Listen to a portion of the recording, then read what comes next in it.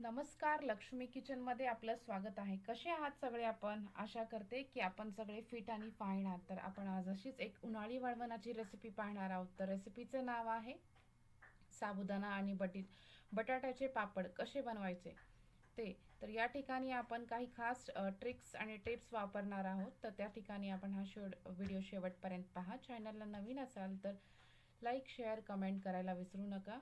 आणि जर काही जणांना म्हणजे पीठ शिजलेलं कसं कळतच नाही, पापड बटाट्याचे म्हणजे शिजले तरी पण केले तर तुकडेच होतात, चिरतात. तर या ठिकाणी असे काही आपल्याला प्रॉब्लेम्स येऊ नये, तर या ठिकाणीच आपण त्यासाठी व्हिडिओ बनवणार आहात.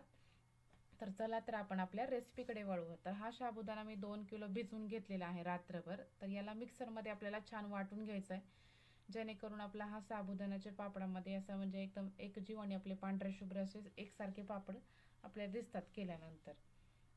तर या ठिकाणी आपल्याला आदण ठेवायचं आहे. तर 2 किलो घेतलेले आहे. तर या ठिकाणी आपल्याला 3 मग प्रमाणे म्हणजे पाणी घेतलेलं आहे. म्हणजे 3 लिटर पाणी घेतलेलं आहे. तर आपल्याला म्हणजे थोडंसं एक्स्ट्राच घ्यायचं आहे. जर जास्त जर झालं तर त्यातलं आपण काढून देखील घेऊ शकतो. या ठिकाणी आपल्याला चवीनुसार मीठ आणि तुरटी टाकायची आपल्याला.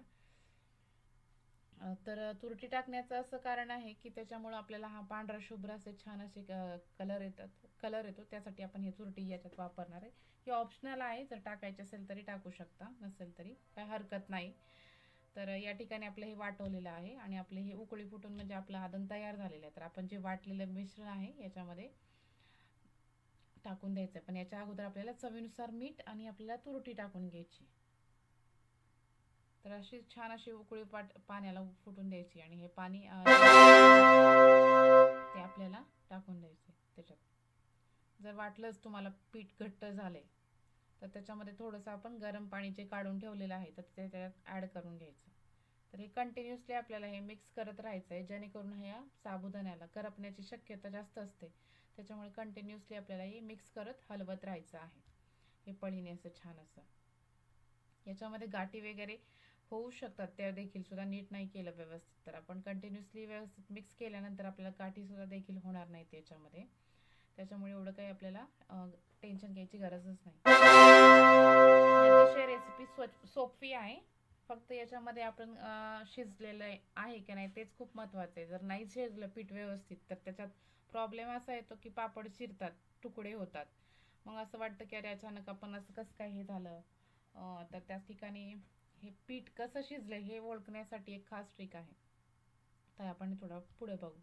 तर या ठिकाणी बटाटे घेतलेले आहेत, स्वच्छ धुवून साल काढून घेतलेले आहेत. तर याला आपण छान असं हे मोठ्या खिसणीने खिसून घ्यायचं आहे, छान असं. तर हे खिसून झालेलं आहे. याला 2 ते 3 पाण्याने शिजवून घ्यायचं. म्हणजे त्यात लाल पाणी असतं, जर हे लाल पाणी जर त्याच्यामध्ये गेलं तर आपल्या पापडांचा कलर देखील सुद्धा चेंज होतो.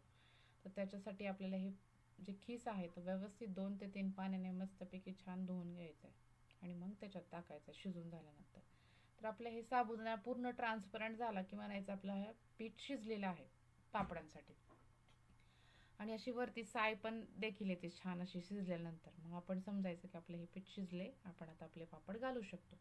तर हे खीस आपण टाकून दिलेलं आहे आणि हे पापडचं पीठ तयार म्हणजे शिजून झाल्यानंतर टाकायचं. याचं कारण असं आहे की ते साबुदाण्याचा जर खीस आपण अगोदरच टाकला तर तो आहे ना पूर्ण मिक्स होऊन जाऊ शकतो त्याच्यामध्ये आणि तो पापडांमध्ये छान असा दिसणार नाही. तर त्या ठिकाणी शिजल्यानंतर टाकून मिक्स करून घ्यायचं छान असा.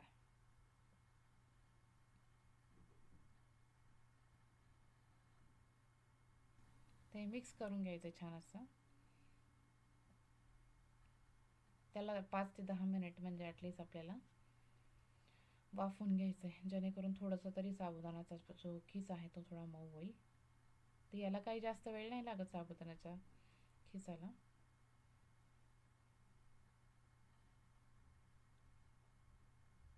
ते मिक्स करत राहायचं आहे, कारण की जर नाही मिक्स केलं आणि खालून जर जास्त फ्लेम झाला तर ते म्हणजे पीठ आहे ते करपून जाऊ शकतं. तर मध्य मध्य आचेवर असं ठेवायचं आहे आपल्याला.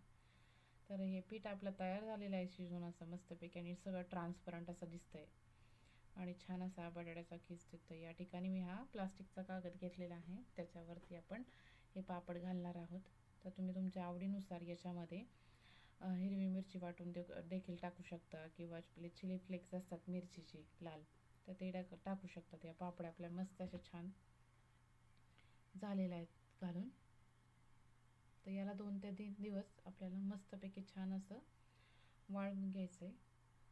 आणि जर तुम्ही थोड्या वेळात ॲक्च्युली तशाच कागदावर ठेवल्यानंतर दुसऱ्या दिवशी सुद्धा काढू शकता, किंवा जर आपल्या थोड्याशा अशा वाळवून झालं तर त्याला उलटी करून टाकायच्या दुसऱ्या साईडने. तर हे 2 दिवस मी छान अशा वाळवून घेतलेल्या आहेत. मस्तपैकी छान असे पापड झालेले आहेत आपले.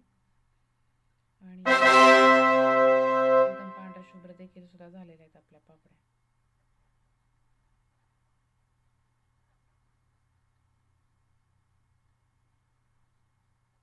तर या ठिकाणी आपण जे आपले पापड आहेत कसे झालेत चवीसाठी, तर ते आपण तळून बघू आपण कसे झालेत आपले पापड.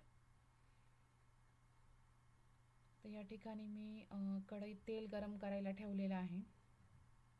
तर हे तेल आपण गरम करून घ्या छान असं. तेल जर कमी तापलं तरी आपला पापड देखील आपला तळला जात नाही व्यवस्थित. तर ते तेल आपल्याला छान असं गरम करून घ्यायचं आहे साबुदाणा, जेणेकरून आपला हा जो मस्तपैकी असा छान फुगतो, त्याच्यामुळं आपल्याला गरम करून घ्यायचं तेल. तर आपण बघू थोडंसं तेल आपल्याला गरम करून घेऊ.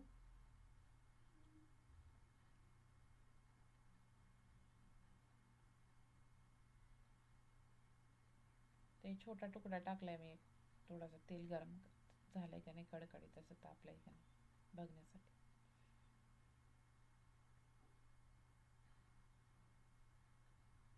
ते ऑलमोस्ट थोडंफार तरी गरम झालेलं नाही अजून, तरी पण ते होत आहे छान असं. पापड एकदम मस्तपैकी फुलला म्हणायचं, तर आपण समजू शकतो तेल आपलं व्यवस्थित तापलं. ते झालेलं आहे आपलं तेल तयार गरम करून छान असं.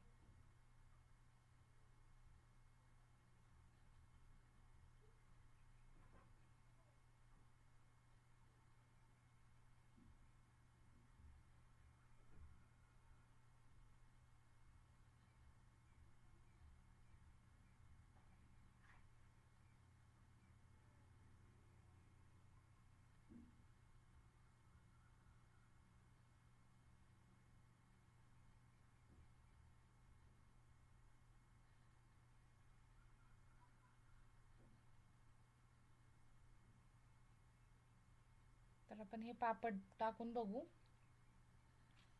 आपला पापड छान असा फुगतोय का नाही. मस्तपैकी असा छान फुगतोय आपला पापड, आपण साबुदाणा टाकल्या म्हणजे पापड टाकल्यानंतर तेलात असं. आणि एक सुद्धा देखील वाटत पण नाही की ॲक्च्युली हा साबुदाणाचा पापड आहे, असं म्हणजे मस्तपैकी असा छान मिक्स आणि एकजीव झालेला आहे साबुदाणा.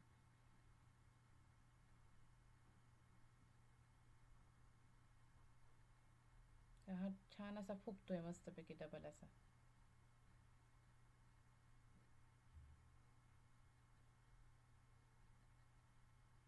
ते अतिशय सुंदर असे फुललेले पापड आपले, बघा तुम्ही, अतिशय सुंदर आणि खुसखुशीत देखील झालेले आहेत छान असे.